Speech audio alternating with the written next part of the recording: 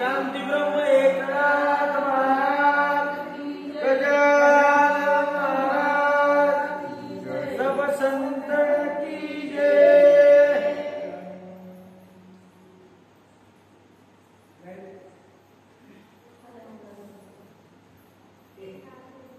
श्री गणेशाय नमः। मुनीसी म्हणे जन्मे जयो तुमचेणी झाला पापक्षयो तरी करोणी कृपाला हो पुढील चरित्र सांगिजे। गणेशाय नमः। श्री सरस्वती नमः। श्री गुरुभ्यो नमः। मुनी महाराजांना जन्मेजय राजा असे म्हणत आहेत, महाराज तुमच्यामुळे आज माझ्या पापाचं निरसन झालंय, म्हणून मला अधिकाधिक कथा सांगा, कारण तुका म्हणे पोट झाले की न धाये, खादले ते खाय आवडीने। हरिकथा अशी असते, जितकी ऐकली तितकी भूक वाढत असते, त्याला साधक म्हणतात। मग वैशंपायन बोलत ऐके राया सावचित्त, कर्ण पर्वीचा वृत्तांत सुकृत अमित होय जेणे। आणि आता वैशंपायन महाराज म्हणतात, हे जन्मेजया लक्षपूर्वक ऐक, आता कर्ण पर्व जर तू ऐकलं तुला अनंत सुकृताची प्राप्ती होणार आहे। द्रोण पडलिया समरांगणी, कौरव समस्त मिळोणी, कर्ण सेनापती करोणी युद्धा लागी उठावले। दोन पर्व संपल्यानंतर आता कर्ण पर्वामध्ये काय झालं, कर्णाला सेनापती बनवण्यात आलं आणि आता सर्व शर्तीने झुंजायला तयार झाले।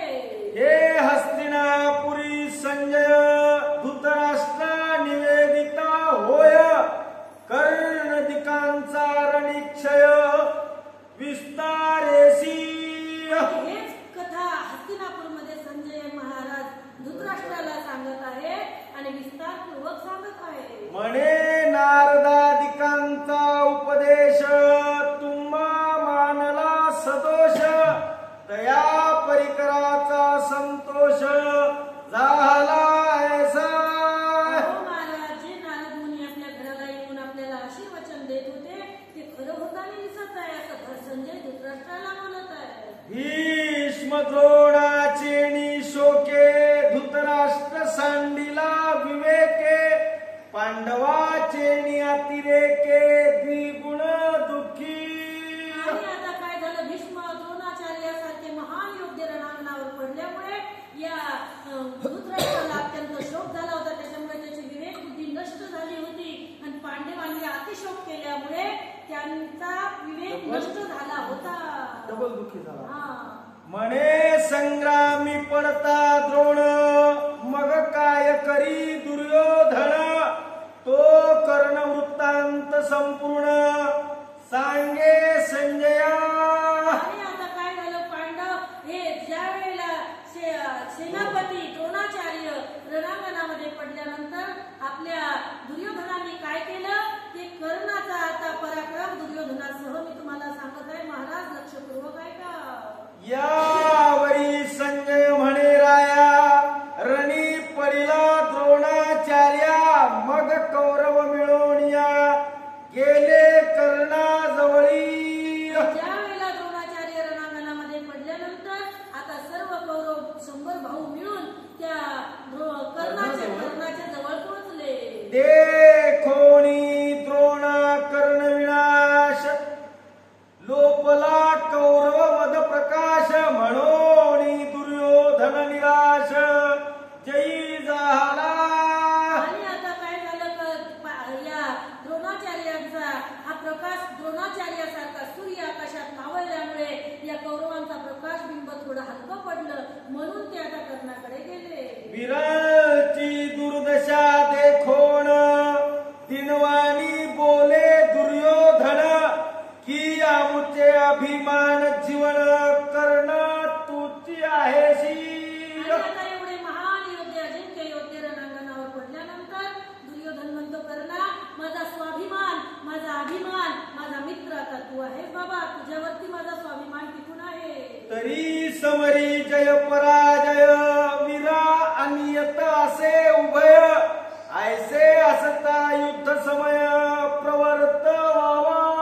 आणि आता तू काय कर, उचित समय पाहून मला तुझा राज तिलक करू दे, जेणेकरून तू माझा माझ्या सेनेचं नेतृत्व करत असताना मला पांडवांपासून विजय मिळवून दे. अश्वस्थामा येऊन म्हणे, ऐके राया माझे बोलणे, आता अगत्य संग्राम करणे पांडवासी. अश्वस्थामाजवळ येऊन बोलत आहे करणा, आता एक गोष्ट कर, आता तू अगत्य करून पांडवासोबत संग्राम करायला तयार हो. आपुला मित्र कर्णवीर, ज्यांचे निर्फळ नवती शर, तो धीरवंत धुंदार, असता भय कायसे. आणि त्यावेळेला सांगितलं त्याच्याकडे अपराजित असे बाण आहे, त्याचा बाण एकही विफळ जाणार नाही. असा अजिंक्य योद्धा कर्ण आपल्या जवळ असताना भीती कशाला. सेना नायक सूर्यसुत, करील रिपू सैन्या निपात, कौरवा जयदाता समर्थ, हाची होय. कौरवांना विजय मिळवून देणारा हा कर्ण एक मात्र सूर्यपुत्र मला दिसत आहे, आणि अजिंक्य योद्धा आपल्यापाशी अजून आहे. ऐसे बोले द्रोणपुत्र, ऐकता तोषला गांधार, मग सेनापती कर्णवीर केला अभिषेकोणी. आणि काय ते द्रोणाचार्याचा पुत्र असा बोलल्यामुळे आता दुर्योधनाला अति आनंद झाला, आणि आपल्या मित्राला विजय तिलक करून त्याला सेनापती पद दिलं. अभिषेक सुद्धा केला.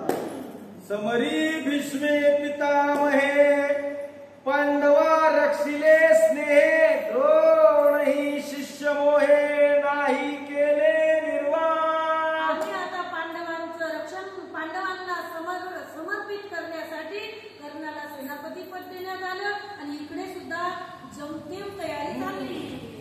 ऐसे अश्वस्थामा बोलिला, ऐकोणी कर्ण संतोषला, राये सेनापती केला पार्थोणी नाना परी. आणि आता अश्वत्थामाने सांगितलं, राजा हे दुर्योधना, काय तू निर्खुन सेनापती केलेलं आहे का कर्णासारखा.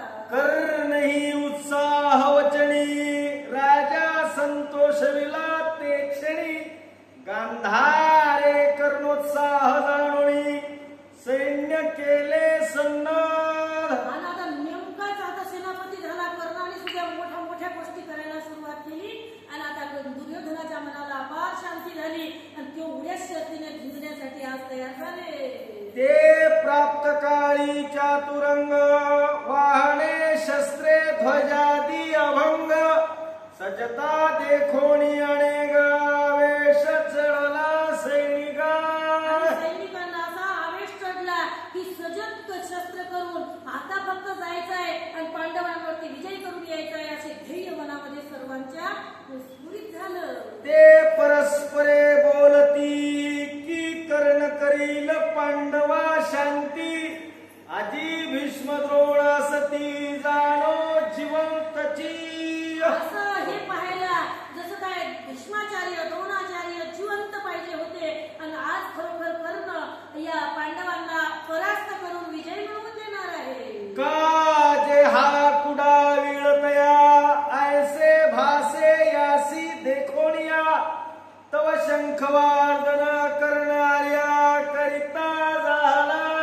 आणि आता त्याच्याकडे पाहिल्यानंतर, कर्णाकडे पाहिल्यानंतर त्याला अधिकच बळ यायचं, आणि कर्णाने आपला शंख फुकायला सुरुवात केली. लागलिया दुदुंब भेरी, नाना वाटे रणमोहरी, कर्ण मकराकार कुसरी, व्यूह रचिता झाला. आणि कर्णाने पहिल्या दिवशी मगर व्यूह नावाचं व्यूह रचलं, म्हणजे मकराच्या आकाराचे सर्व माणसं उभे केले, आणि तुतारे नगारे वाजायला लागले, ढोल ताशे वाजायला लागले.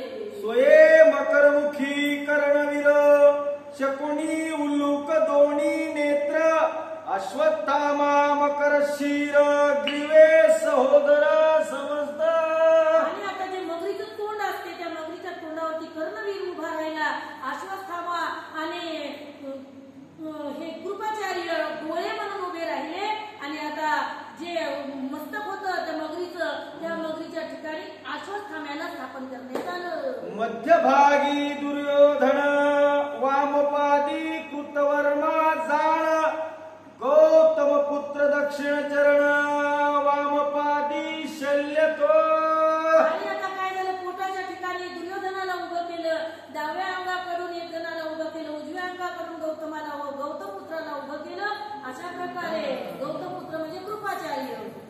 दक्षिणानुचरणी सुसेन आणि दुसरा चित्रसेन. डाव्या पायाकडून सुसेन नावाचा राजा आणि उजव्या पायाकडून चित्रसेन नावाचा. चित्रपुच्छ भागी जाण स्थापिले सैन्यासह.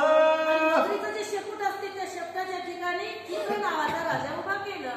ऐसी विवरचना देखोणी धर्म पार्था म्हणे ते क्षणी. अशी विवाची रचना पाहिल्यानंतर धर्मराजा पाहून दम झाले आणि पार्थ अर्जुनाला काय बोलताय की हे कौरव सैन्य जाणी निस्सार समजत. आम्ही आता सांगितलं हे धर्मराजा दादा यांच्याकडे लक्षपूर्वक पहा यांच्यात काही सार उरलं नाही. हे निस्सार असून सुद्धा यात देवदैत्या भयंकर एक कर्णची महावीर. याचा केलिया संहार सिद्धी जाईल मनोरथ. हे दादा तुम्ही लक्षपूर्वक ऐका. यामध्ये जिवंत जर तुम्हाला दिसत असेल फक्त कर्ण आहे पण कर्णाच्या बळावरच हे एवढे उड्या मारत आहेत. बाकी हे अर्धे मेलेलेच आहेत असं समजून घ्या. ऐसा धर्म शब्द ऐकिला पार्थ उत्साह युक्त झाला. मग सैन्य विवरचिला चंद्राकार देखा. आणि आता धर्मराजाला असं बोलल्यानंतर धर्मराजाने पाठ थापटली अर्जुनाची. त्यावेळेला अर्जुनाला खूप आनंद झाला आणि उत्साहाने त्यांनी पुन्हा युद्धाची तयारी केली. कारण पहिले युद्ध मनासोबत असते नंतर युद्ध शत्रू सोबत असते. मन जर आपलं जिंकलं तरच आपण शत्रूवर विजय मिळवतो नाही तर आपला विजय निश्चित नसतो. व्यूहा दक्षिणे दृष्टद्युम्न वामभागी भीमसेन. मध्ये राहिला अर्जुन अभंगपणे. त्यांनी कोणता व्यूह रचला आता इकडून धर्मराजाने व्यूह चालू केला. चंद्राकार व्यूह यांनी रचलेला आहे. दृष्टद्युम्न मधावरती राहिलेला आहे पुढच्या तोंडामध्ये. कारण हे दृष्टद्युम्न यांचा एकच सेनापती आहे. यांचे बालबाग सेनापती बदलत आहे कारण सेनापतीच मारल्या चालले दुर्योधनाचे म्हणून सेनापती बदलल्या चालले. या दृष्टद्युम्नाला आता चंद्र आकार व्यूह रचून एकमेकाला एका ठिकाणी स्थापित केलं. पृष्ठभागी युधिष्ठिर नकुळ सहदेव पांचाळी कुमार आणि चक्ररक्षक वीर पाचल्य उत्तमोजा. पांचालीचे वीर नकुल सहदेव असे एका ठिकाणी डावीकून उजवीकून असे चंद्र आकार सगळे उभे केले. ऐसी उभय रचना ऐके अंबिका नंदना.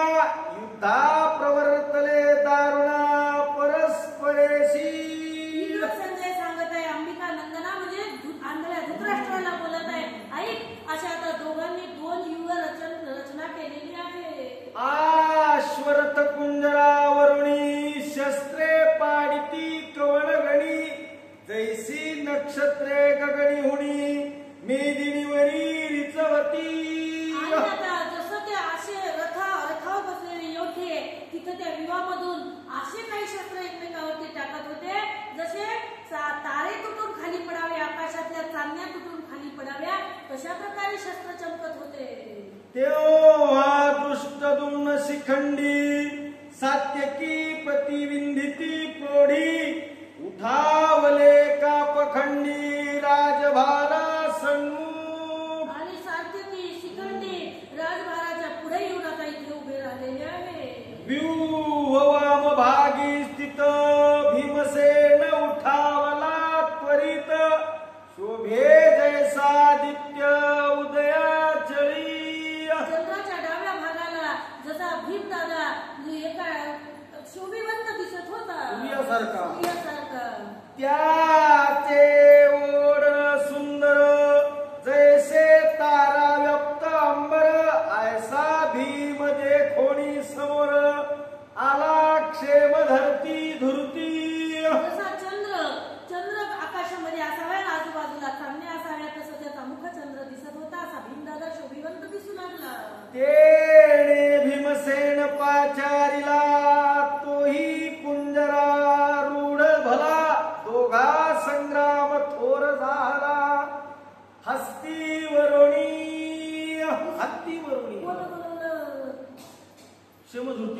शमधृती नावाच्या राजाने भीमदादाला युद्धासाठी ललकारला असताना दोघांमध्ये घणाघाई युद्ध झालं. तिने भीमसेन पाचार्याला तोही कुंजरारूढ भला दोघा संग्राम थोर झाला. एक ओवी सुटली ना. नाही, सुटली नाही. मग नाव कसं आलं? समजून आलचं नाव. त्याचे ओढण सुंदर जैसे तारा व्याप्त अंबर ऐसा भीम देखोणी समोर आला क्षेम धृती. असा भीम दादा चंद्रामध्ये चांदण्यामध्ये जसा चंद्र शोभिवंत दिसावा तसा भीम दादाला पाहिलं आणि तो राजा त्याच्याकडे आला. क्षेमधृती नावाचा राजा.